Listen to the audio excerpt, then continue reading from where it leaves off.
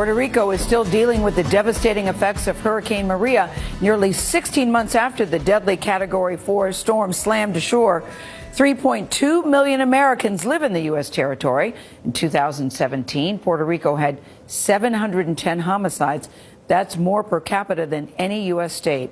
Last year, though, the number dropped to 641. But so far this year, 22 people have been murdered on the island.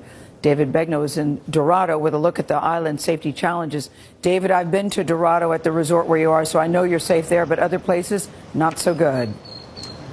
Not so good, Gail. Look, this is paradise. We know that. But there are a lot of real problems here that people have asked us to talk about. In fact, when we planned this trip for Hamilton, I went on social media and I asked folks, what's the #1 story we can dig into for you? And what we heard more than anything else was crime. So we have spent the last 5 days focusing on that and talking to key players, some of whom believe there is a crisis of violence on this island. And videos like the one I'm about to show you are why a lot of people are afraid here.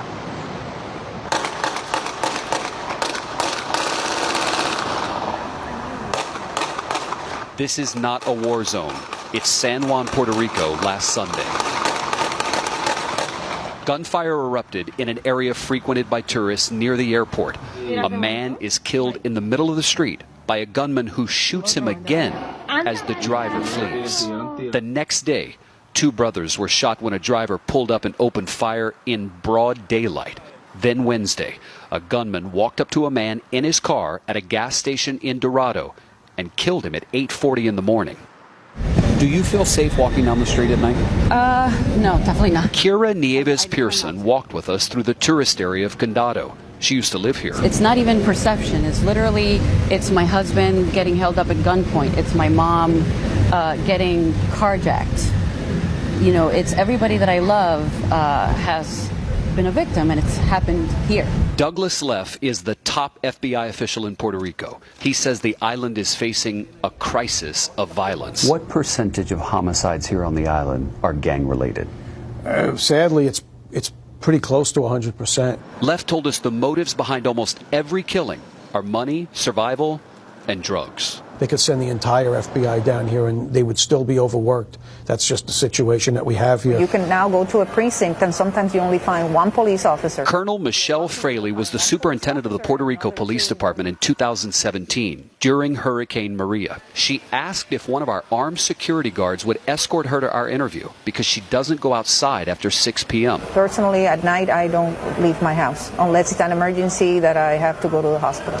That is a hell of a statement from the woman who used to be the head police. It is what it is. I'm not hearing anybody say what can specifically be done to make this better. It's very easy. The government has to set priorities. A couple of weeks ago, $500,000 were taken out of the salary account from the police department and moved to the fire department. They're robbing Peter to pay Paul. Correct. Who's going to work in a place that you're going to risk your life for everybody, and you don't have no benefits, no money, they don't pay extra hours? That's veteran Puerto Rico police officer Julio Centron Hernandez. He's planning to resign in June, but for now, he's using his paid time off to work at a warehouse in Florida. I'm talking about thousands of co-workers. They've been resigning, and they've been jumping to United States to find some work, decent work, with benefits. How many police officers have left the force in the last 10 years? 10,000. 10,000? Yeah. Sergeant Gregorio Matias represents one of 7 police unions here. He says the officers who are still serving are demoralized, overworked, and underpaid. Just last week, a police officer went into a bank and took a hostage, saying he wanted to send a message. No one was hurt. That's something, right?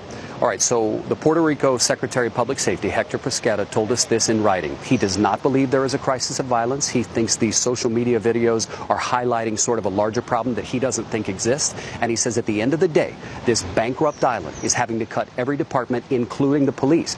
But Gail, the real issue here is so many police officers continue to leave the island by the hundreds. I talked to 10 of them just this week who left the island and left their families behind in search of better pay and benefits.